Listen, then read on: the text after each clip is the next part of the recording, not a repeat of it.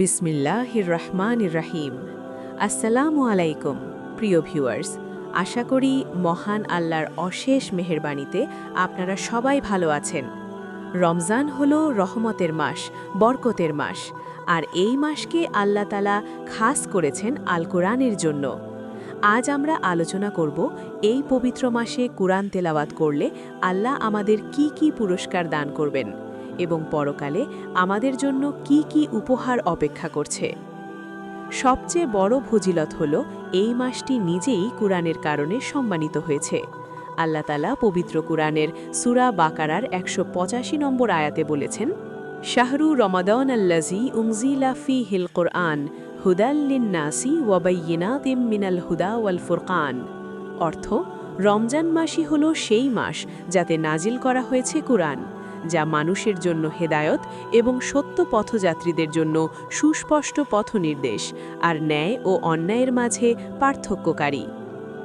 আপনি কি জানেন রমজানে একটি হরফ পাঠ করলে কত সওয়াব পাওয়া যায়?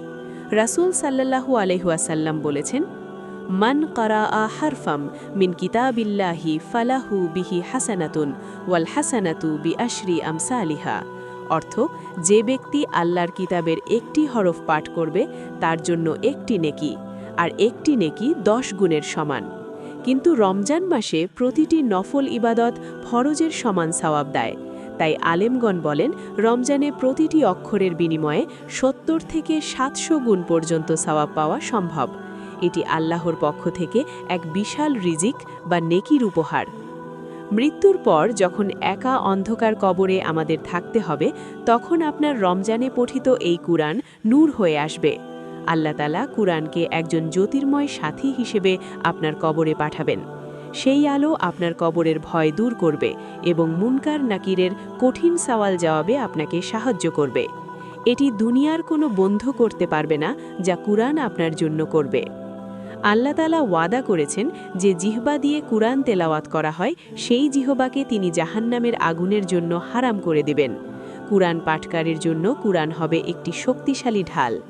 কিয়ামতের দিন যখন সূর্যের তাপে মানুষের মগজ টকবক করে ফুটবে, তখন আপনার তেলাওয়াত আপনার মাথার উপর শীতল ছায়া হয়ে দাঁড়াবে এবং আপনাকে জাহান্নাম থেকে রক্ষা করবে। হাসরের ময়দানে যখন নবীগণও ইয়া নাফসি করবেন, তখন আপনার রোজা এবং কুরআন আপনার পক্ষে আল্লাহর সাথে কথা বলবে। আসিয়ামু ওয়াল কুরআনু ইয়াসফাআনি লিল আবদি ইয়াউমাল কিয়ামা।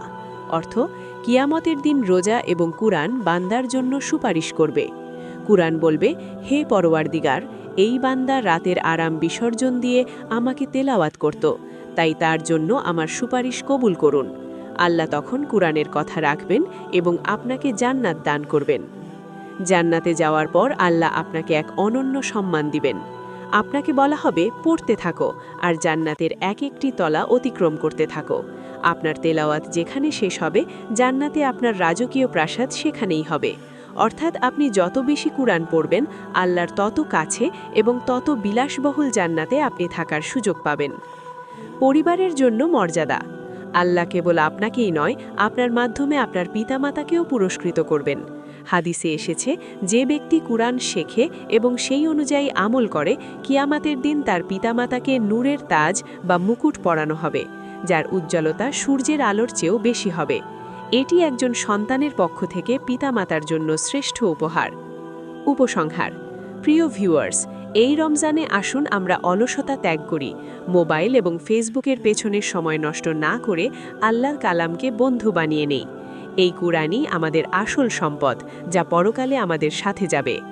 হে আল্লাহ, আমাদের সবাইকে সহি শুদ্ধভাবে কুরআন তেলাওয়াত করার এবং এর ফজিলত অর্জন করার তৌফিক দান করুন। আমিন ইয়া রাব্বাল আলামিন।